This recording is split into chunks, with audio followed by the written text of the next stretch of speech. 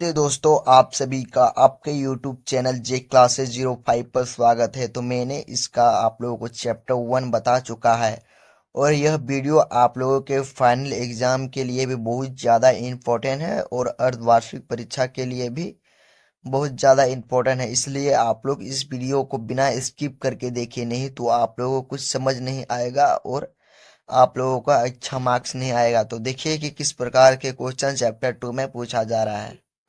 तो chapter number 2 में देखिए कि पहला प्रश्न में पूछा गया कि निम्नलिखित में से किस महाद्वीप में जनसंख्या वृद्धि सर्वाधिक है। तो क्वेश्चन नंबर 1 का क्या आंसर हो जाएगा? तो एक का क्या हो जाएगा?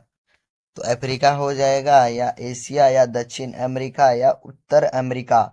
तो एक का जो राइट आंसर हो जाएगा वो ऑप्शन नंबर बी हो जाएगा। ये कहाँ पर स्थित है? जो वहाँ, तो यह है एशिया में। ठीक है। क्वेश्चन नंबर 2 कि निम्नलिखित में से कौन सा एक विरल जनसंख्या वाला देश नहीं है? वो कौन सा देश है जहां पर विरल जनसंख्या वाला क्षेत्र नहीं है? तो दो का क्या हो जाएगा? दो का ऑप्शन नंबर सी हो जाएगा, दक्षिण पूर्वी एशिया। क्वेश्चन नंबर 3 कि निम्नलिखित में से कौन सा एक प्रतिकर्ष कारक नहीं है?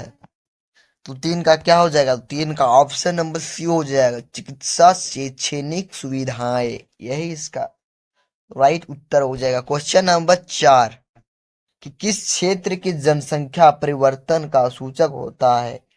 मतलब वो किस क्षेत्र है जहां पर जनसंख्या परिवर्तन का सूचक होता है? तो चार का क्या हो जाएगा? तो चार का ऑप्शन नंबर डी हो जाएगा। क्या है? तो महामारियां।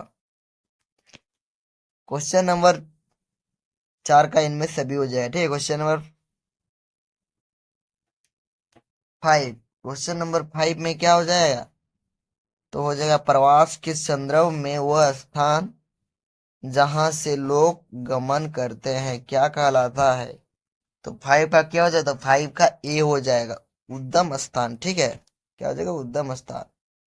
तो क्वेश्चन नंबर 3 का नहीं बताए थे ना। तो निम्नलिखित में से कौन सा एक प्रतिकृष्ट कारक नहीं है?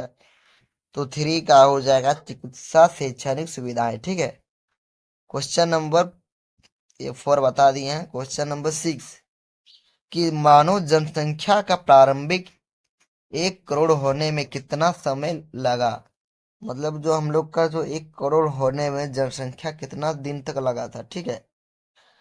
तो 6 क्या क्या हो जाएगा? 6 का ऑप्शन नंबर सी हो जाएगा। सी में क्या दिया गया है? तो दिया गया है कि 10 लाख वर्ष लगा। कितना? 10 लाख वर्ष। समझ सकते हैं। क्वेश्चन नंबर 7 कि विश्व की जनसंख्या को 1 अरब से 2 अरब होने में कितना वर्ष लगा? मतलब जो विश्व की जनसंख्या है, पूरा दुनिया का बारे में बताया जा रहा है, तो 1 अरब से 2 अरब होने में कितना समय लगा होने में। ठीक है। तो 7 का क्या हो जाएगा? तो 7 का क्या 40 वर्ष हो सकता है आप लोगों का, या तो 50, या 100 वर्ष, या 150 वर्ष। तो इसका राइट आंसर हो जाएगा, उसको लगा वो 100 वर्ष लगा। ठीक है। क्वेश्चन नंबर 8 कि 100% शहरी जनसंख्या वाला देश का नाम है। जो 100% जो शहरी जनसंख्या वाला देश का क्या नाम है? तो 8 का ऑप्शन नंबर ए हो जाएगा। ऑप्शन नंबर ए में क्या देगा? तो वह सिंगापुर। ठीक है। कहां पर? सिंगापुर।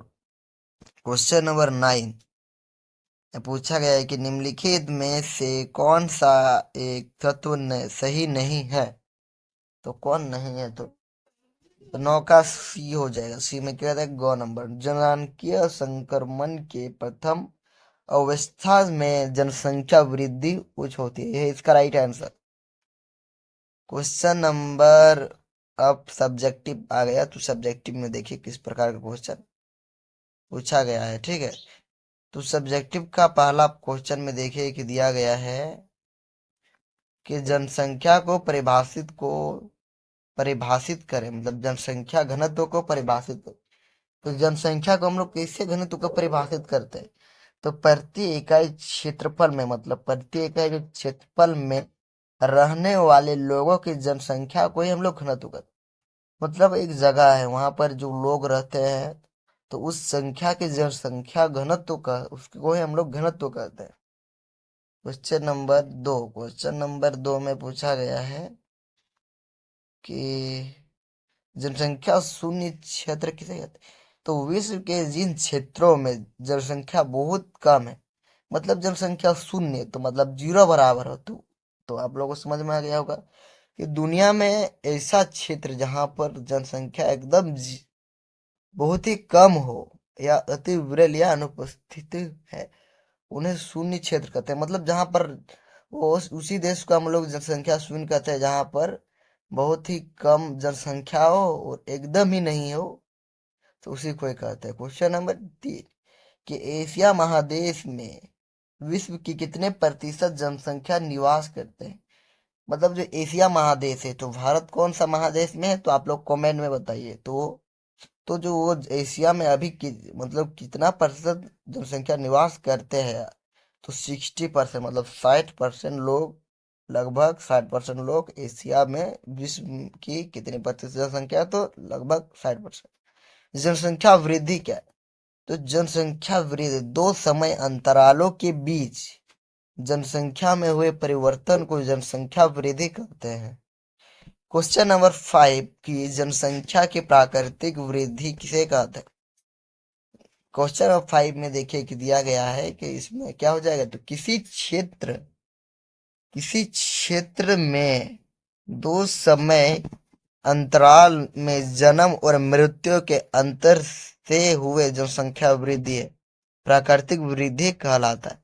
क्वेश्चन नंबर 6 के जनसंख्या वृद्धि और आर्थिक विकास में कैसा सहसंबंध पाया जाता है, तो वह सहसंबंध है ऋणात्मक सहसंबंध। क्वेश्चन नंबर 7 जनसंख्या वृद्धि से उत्पन्न सर्वाधिक गंभीर समस्या क्या है, संसाधनों का ह्रास। क्वेश्चन नंबर 8 कि जनांकीय संक्रमण सिद्धांत का उपयोग क्या है। तो किसी क्षेत्र के जनसंख्या के वर्णन तथा भविष्य की जनसंख्या के पूर्वानुमान के लिए किया जाता है। ठीक है। क्वेश्चन नंबर 9 जनसंख्या परिवर्तन के तीन घटक कौन कौन से हैं। तो जनसंख्या परिवर्तन के तीन घटक जन्म दर, मृत्यु दर और प्रवास है। तो लघु उत्तरीय प्रश्न उत्तर में देखिए किस प्रकार का क्वेश्चन पूछा जाएगा। ठीक। तो विश्व में उच्च जनसंख्या घनत्व वाले अनेक क्षेत्र है, ऐसे क्यों होता है। तो विश्व के अनेक क्षेत्रों में जनसंख्या घनत्व को प्रभावित करने वाले भौगोलिक, आर्थिक, सामाजिक एवं सांस्कृतिक कारक अनुकूल पाए जाते हैं। उन क्षेत्रों में उच्च जनसंख्या घनत्व पाए जाते हैं। उदाहरण दक्षिण पूर्वी एवं पूर्वी एशिया के भाग।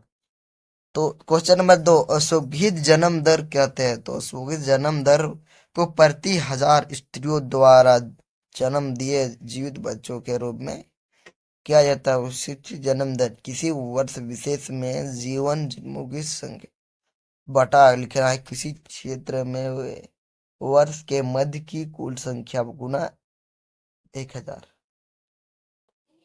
क्वेश्चन नंबर 3 कि जनसंख्या घनत्व वृद्धि से आप क्या की व्याख्या। दो समय अंतराल के बीच जन्म दर और मृत्यु दर से अधिक हो या जब अन्य देशों से लोग अस्थायी रूप से उस देश में प्रवास कर जाए, तो फलस्वरूप वहां की जनसंख्या अधिक हो सकती है या अधिक हो जाए, तो उसे हम लोग धनात्मक वृद्धि कहते हैं। धनात्मक जनसंख्या की धनात्मक वृद्धि कहते हैं। क्वेश्चन नंबर 4 कि जनसंख्या का ऋणात्मक वृद्धि दर क्या है, समझाइए। उसको समझाने के लिए बोला है। तो दो समय अंतराल के बीच जनसंख्या कम हो जाए तो उस जनसंख्या के ऋणात्मक वृद्धि कहते हैं। किसी क्षेत्र में जब जन्म दर और मृत्यु दर से कम हो जाए, मतलब जन्म दर है वो मृत्यु दर से कम हो जाए अथवा लोग अन्य देशों से प्रवास करने जाए, तो वहां जनसंख्या में ऋणात्मक वृद्धि होती है। चार का समझ में आ गया। क्वेश्चन नंबर 5 कि विश्व में उच्च जनसंख्या घनत्व वाले देश को बताइए। तो विश्व जनसंख्या घनत्व वाले क्षेत्र में जनसंख्या घनत्व 150 व्यक्ति प्रति वर्ग किलोमीटर से वर्ष अधिक होता है। इसके अंतर्गत निम्नलिखित क्षेत्र आते हैं। तो आप लोगों को समझ में आ गया तो आप लोग कमेंट कीजिए, लाइक करें, सब्सक्राइब करें। जय हिंद, वंदे मातरम।